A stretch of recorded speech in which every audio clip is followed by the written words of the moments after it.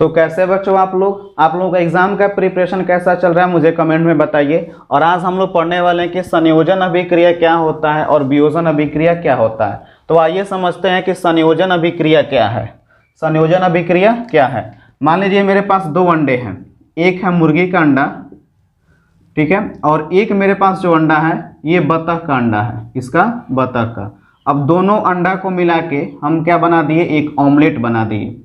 क्या बना दिए, ऑमलेट। अब यहाँ पे दो अलग अलग प्रकार के अंडों को मिला करके क्या बनाया गया है, एक ऑमलेट बनाया गया। दो अलग अलग प्रकार के मेरे पास अंडा था, एक था मुर्गी का अंडा, एक था बतख का अंडा।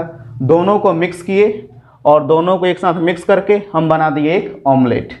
क्या बन गया, ऑमलेट। अब इस ऑमलेट से हम लोग फिर से अंडा तो बना नहीं सकते हैं।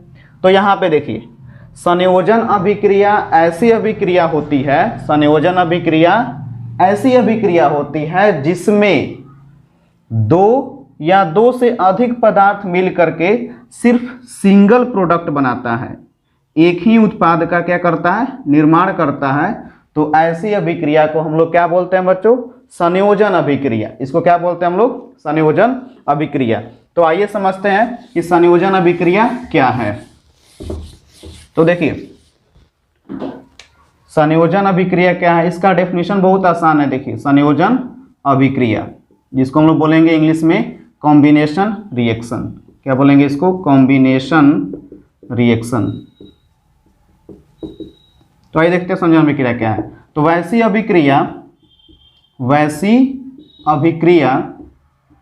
जिसमें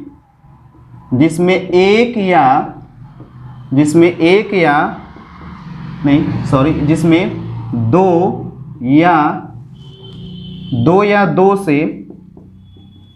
या दो से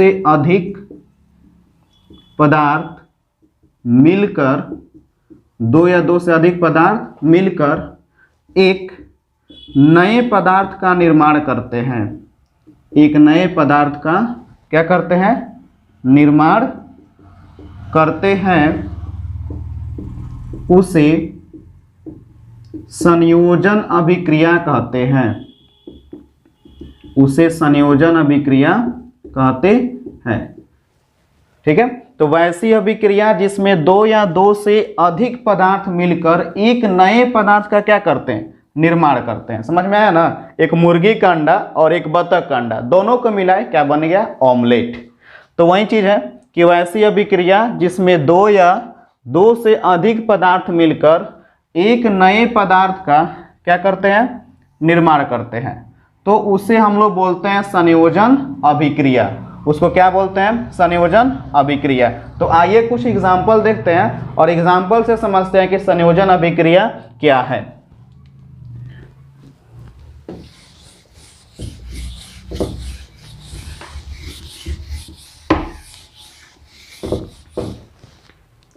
देखिए अगर हाइड्रोजन गैस और ऑक्सीजन गैस दोनों अभिक्रिया करता है तो क्या बनाता है, तो बनता है जल। क्या बनता है, जल। अगर हाइड्रोजन गैस ऑक्सीजन गैस दोनों अभिक्रिया करता है तो क्या बनता है, जल बनता है। उसी तरह से अगर एल्युमिनियम की अभिक्रिया ऑक्सीजन के साथ कराते हैं तो बनता है एल्युमिनियम ऑक्साइड। क्या बनता है, एल्युमिनियम ऑक्साइड। अगर आपको ये लिखने नहीं आता है तो आपको पता होगा कि एल्युमिनियम पे चार्ज कितना होता है, 3+, ऑक्सीजन पे चार्ज कितना होता है, 2-। तो 2 आएगा एल्युमिनियम के नीचे लिखेंगे और 3 को किसके नीचे लिखेंगे, ऑक्सीजन के नीचे, और क्या बन जाएगा, Al2O3। ठीक है।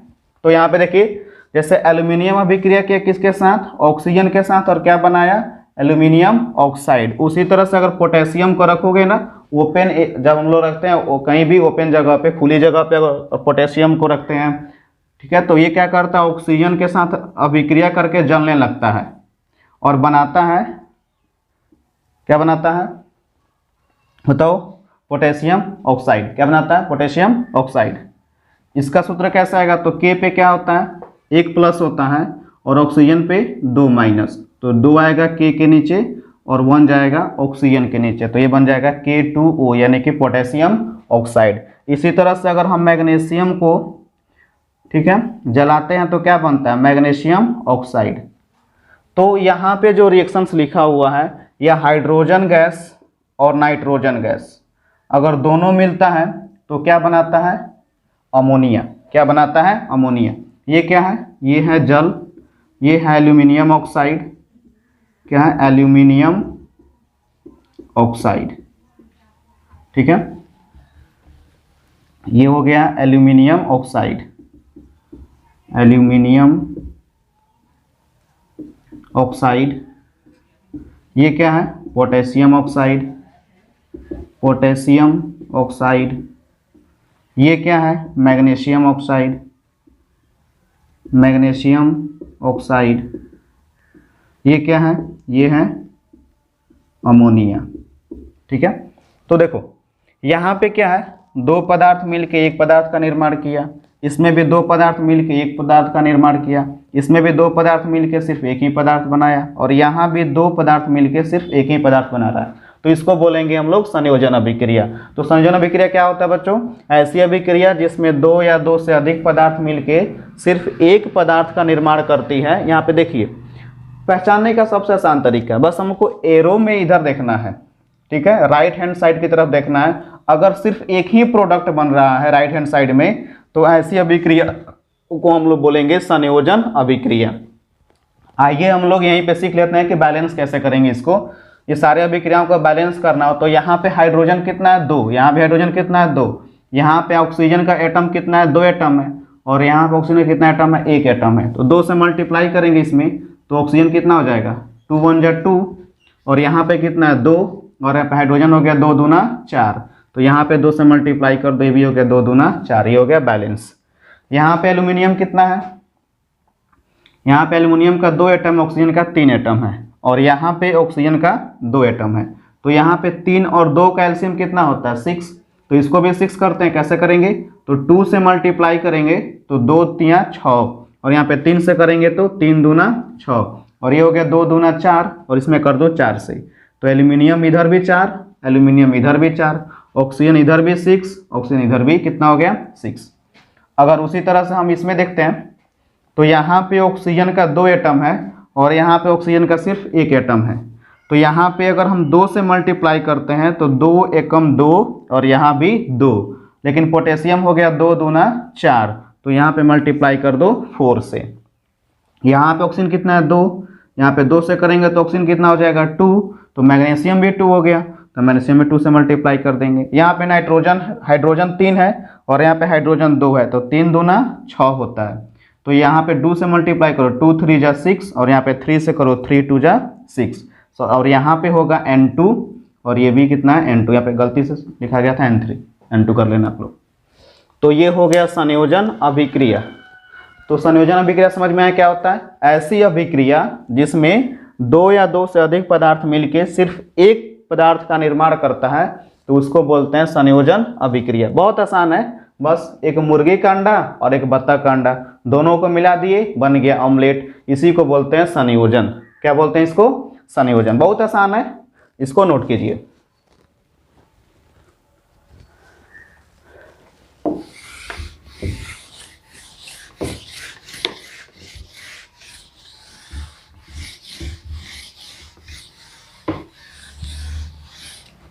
आइए हम लोग देखते हैं कि अब वियोजन अभिक्रिया क्या होता है। वियोजन अभिक्रिया, वियोजन अभिक्रिया यानी कि डिकम्पोजिशन रिएक्शन। क्या पढ़ेंगे? Decomposition reaction, decomposition reaction. अब देखिए वियोजन अभिक्रिया क्या होता है? ये संयोजन अभिक्रिया का विपरीत होता है। ये क्या होता है? संयोजन अभिक्रिया का क्या होता है? विपरीत। ठीक है, यानी उल्टा। संयोजन में क्या था?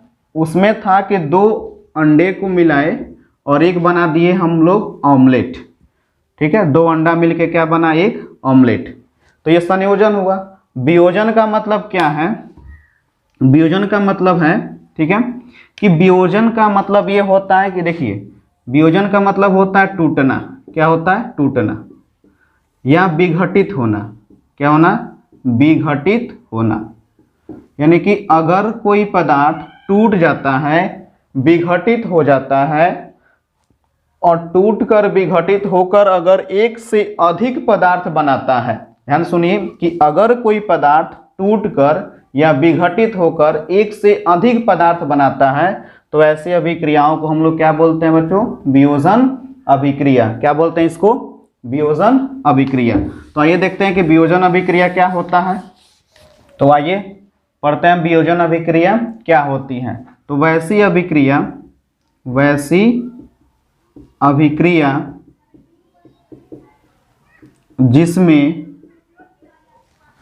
अभिक्रिया जिसमें कोई एक पदार्थ टूटकर या वियोजित होकर या क्या लिखेंगे हम लोग? विघटित। टूटकर या विघटित होकर। वैसी अभिक्रिया जिसमें कोई एक पदार्थ टूटकर या विघटित होकर एक से अधिक या ऐसे भी लिख सकते हैं दो या दो से अधिक, यानी एक से अधिक नए गुण वाले पदार्थों का निर्माण करता है। नए गुण वाले पदार्थों का निर्माण करता है तो उसे वियोजन अभिक्रिया कहते हैं।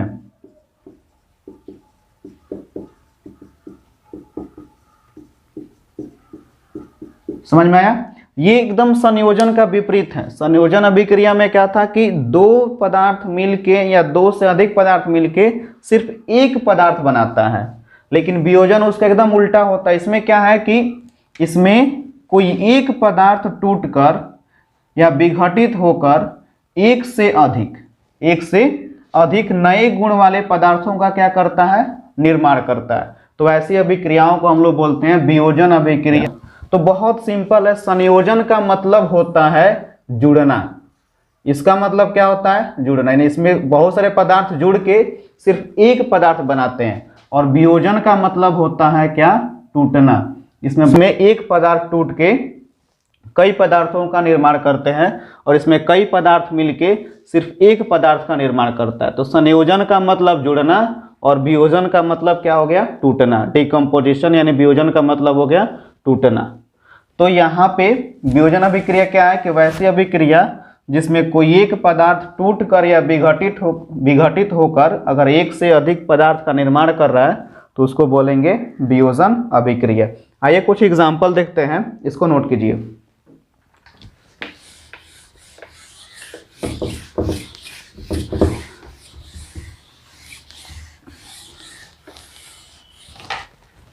देखिए, जैसे अगर कैल्शियम कार्बोनेट, ये क्या है? Calcium carbonate. तो अगर हम लोग कैल्शियम कार्बोनेट को, ठीक है, गर्म करेंगे तो गर्म करने से क्या बनता है? कैल्शियम ऑक्साइड, और साथ में क्या बनेगा? Carbon dioxide. उसी तरह से अगर हम जिंक कार्बोनेट को, ये क्या है? जिंक कार्बोनेट, और अगर हम जिंक कार्बोनेट को गर्म करते हैं तो इससे क्या बनेगा? जिंक ऑक्साइड, और क्या बनता है? Carbon dioxide. देख रहे हैं? तो यहाँ पे दो पदार्थ, एक ही पदार्थ है कैल्शियम कार्बोनेट, ये टूट के दो पदार्थ बनाया, कैल्शियम ऑक्साइड बनाया और क्या बनाया? कार्बन डाइऑक्साइड बनाया।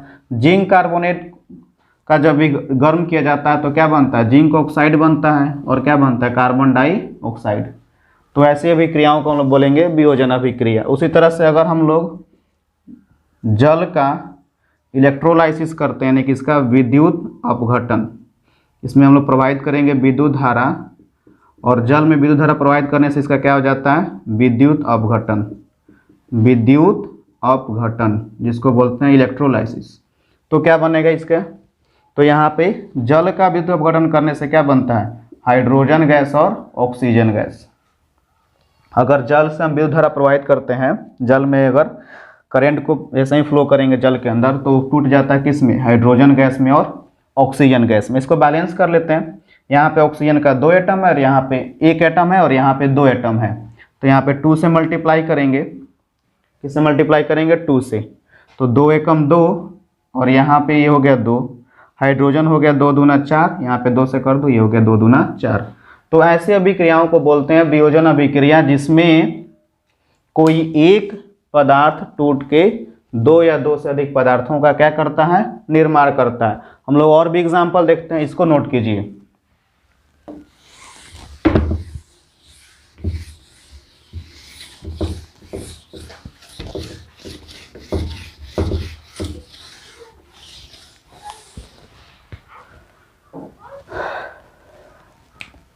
देखिए, अगर हम लोग सिल्वर क्लोराइड या सिल्वर ब्रोमाइड, ठीक है, AgCl या AgBr, सिल्वर क्लोराइड या सिल्वर ब्रोमाइड से अगर हम लोग इसको सनलाइट में रखते हैं, ठीक है, मतलब ये होगा कि अगर हम लोग सिल्वर क्लोराइड को या सिल्वर ब्रोमाइड को अगर हम लोग इसको सनलाइट में रखेंगे तो ये क्या होता है कि सिल्वर और क्लोरीन गैस दोनों अलग हो जाता है, यानी कि सिल्वर अलग और क्लोरीन गैस अलग, यहाँ से सिल्वर अलग और ब्रोमीन क्या हो जाएगा, अलग, दोनों टूट जाता है।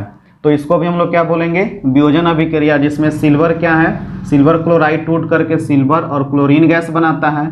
सिल्वर ब्रोमाइड क्या होता है, ये भी सिल्वर में और ब्रोमीन में टूट जाता है। तो ऐसी अभिक्रिया को हम लोग क्या बोलेंगे, वियोजन अभिक्रिया, जिसमें एक पदार्थ टूट के दो या दो से अधिक पदार्थों का निर्माण कर रहा है।